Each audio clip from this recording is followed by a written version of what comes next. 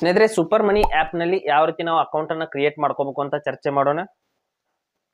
Super money app ನಲ್ಲಿ ನಾವು account ಅನ್ನ ಕ್ರಿಯೇಟ್ ಮಾಡ್ಬಿಟ್ಟು ಅಲ್ಲಿ ಸ್ಕ್ಯಾನ್ ಪೇ ಮಾಡಬಹುದು, ಅಮೌಂಟ್ ಅನ್ನ ಟ್ರಾನ್ಸಾಕ್ಷನ್ ಮಾಡಬಹುದು, ಮತ್ತೆ ರಿಚಾರ್ಜ್ ಬಿಲ್ ಪೇಮೆಂಟ್ ಇನ್ನು ಹಲವಾರು ಸೇವೆಗಳನ್ನ ನಾವು ಅಲ್ಲಿ ತಗೋಬಹುದು. ಯಾವ ರೀತಿ ನಾವು ಅಕೌಂಟ್ ಅನ್ನ ಆಕ್ಟಿವೇಟ್ ಮಾಡ್ಕೋಬಹುದು ಅಂತ ನಾನು ಸಂಪೂರ್ಣವಾಗಿ ಹೇಳ್ತೀನಿ, ಮತ್ತು ಅಲ್ಲಿ ಬ್ಯಾಂಕ್ ಅಕೌಂಟ್ ಅನ್ನ ಯಾವ ರೀತಿ ನಾವು ಆಡ್ ಮಾಡಬಹುದು ಅಂತಾನು ಕೂಡ ನಾನು ಹೇಳ್ತೀನಿ. ಹಾಗೆ ನಮ್ಮ ಚಾನಲ್ಗೆ ಮೊದಲು ಬಂದಿದ್ದರೆ ದಯವಿಟ್ಟು ನಮ್ಮ ಚಾನಲ್ ನ ಸಬ್ಸ್ಕ್ರೈಬ್ ಮಾಡಿ ಮತ್ತು ಪಕ್ಕದಲ್ಲಿರುವಂತಹ ಬೆಲ್ ಐಕನ್ ಅನ್ನ ಪ್ರೆಸ್ ಮಾಡಿ ನಮ್ಮ ತಂತ್ರಜ್ಞಾನ ಆಧಾರಿತ ಬೃಹತ್ ಕುಟುಂಬದ ಸದಸ್ಯರಾಗಿ. ಸ್ನೇಹಿತರೆ, ಸೂಪರ್ ಮನಿ ಆಪ್ ನ ನಾನು ಓಪನ್ ಮಾಡಿಬಿಟ್ಟು ಯಾವ ರೀತಿಯಲ್ಲಿ ಪ್ರೊಸೆಸ್ ಇರುತ್ತೆ ಅಂತ ನಾವು ಒಂದ್ಸರಿ ನೋಡೋಣ. ಸೂಪರ್ ಮನಿ ಆಪ್ ನ ಓಪನ್ ಮಾಡಿದ ನಂತರದಲ್ಲಿ ಮೊದಲು ಫೋನ್ ನಂಬರ್ ಕೇಳ್ತಾ ಇದೆ ಸ್ನೇಹಿತರೆ, ಹಾಕಿಬಿಟ್ಟು ಕಂಟಿನ್ಯೂ ಅಂತ ಕ್ಲಿಕ್ ಮಾಡ್ಕೊಳ್ಳೋಣ. ಕಂಟಿನ್ಯೂ ಅಂತ ಕ್ಲಿಕ್ ಮಾಡಿದ ನಂತರದಲ್ಲಿ OTP ಬರುತ್ತೆ, ಆಟೋಮೆಟಿಕ್ ಆಗಿ ತಗೊಂಡಿದೆ ಸ್ನೇಹಿತರೆ. ಈ ರೀತಿ ವೆರಿಫೈ ಆಗಿದೆ.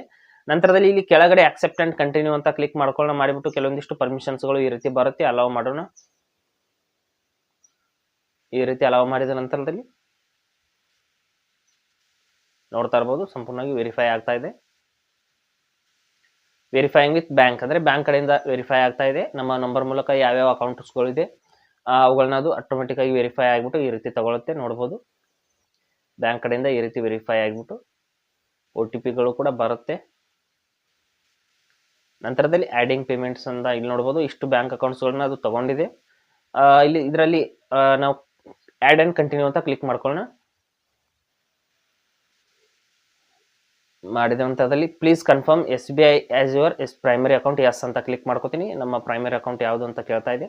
ನಂತರದಲ್ಲಿ ಇಲ್ಲಿ ಮತ್ತೆ ಪರ್ಮಿಷನ್ಸ್ಗೆ ಅಲೌ ಮಾಡೋಣ. ಮಾಡಿದ ನಂತರದಲ್ಲಿ ಇಲ್ಲಿ ಸೆಂಡ್ ಮನಿ ಕ್ಯಾಶ್ ಬ್ಯಾಕ್ ಪಡೆಯೋದಕ್ಕಾಗಿ ಸೆಂಡ್ ಮಾಡಿ, ಅಮೌಂಟ್ ಅನ್ನ ಸೆಂಡ್ ಮಾಡಿ ಅಂತ ಹೇಳ್ತಾ ಇದೆ. ಸೆಂಡ್ ಮಾಡಬಹುದು. ಓಕೆ, ಸದ್ಯಕ್ಕೆ ನಾನು ಕ್ಯಾನ್ಸಲ್ ಮಾಡ್ತೀನಿ. ಮಾಡಿದ ನಂತರದಲ್ಲಿ ಈ ರೀತಿ ಒಂದು ಡ್ಯಾಶ್ ಬೋರ್ಡ್ ಇಲ್ಲಿ ಓಪನ್ ಆಗಿದೆ. ಎಲ್ಲ ಸರ್ವಿಸಸ್ಗಳು ಇಲ್ಲಿ ನೋಡಬಹುದು, ಸೂಪರ್ ಕಾರ್ಡು, ಕ್ರೆಡಿಟ್ ಕಾರ್ಡು, ಹಿಂಗೆಲ್ಲ ಬೇರೆ ಬೇರೆ FD, ಆಮೇಲೆ ಬೇರೆ ಬೇರೆ ಕಾರ್ಡ್ ಅಂತ ಇಲ್ಲಿ ಕೆಳಗಡೆ ಒಂದು ಸಪರೇಟ್ ಆದ ಆಪ್ಷನ್ ಕೂಡ ಕೊಟ್ಟಿದ್ದಾರೆ. ಇಲ್ಲಿ ಹಿಸ್ಟ್ರಿ ಇರುತ್ತೆ. ಇಲ್ಲಿ ರಿವಾರ್ಡ್ಸ್ ಮೇಲೆ ಕ್ಲಿಕ್ ಮಾಡಿಬಿಟ್ಟು ರಿವಾರ್ಡ್ಸ್ ಗಳನ್ನು ಕೂಡ ನಾವು ಗಳಿಸಿರುವಂತಹ ರಿವಾರ್ಡ್ಸ್ ಗಳನ್ನು ಕೂಡ ಚೆಕ್ ಮಾಡ್ಕೋಬಹುದು. ನಂತರದಲ್ಲಿ ನಮಗೆ ಮೇನ್ ಪಾಯಿಂಟ್ ಇಲ್ಲಿ ನೋಡಬಹುದು, scan pay, send money and check balance, ಈ 3 ಆಪ್ಷನ್ಸ್ ಗಳು ಮೇಲೆ ಕೊಟ್ಟಿದ್ದಾರೆ. ಇದು ಗುಡ್.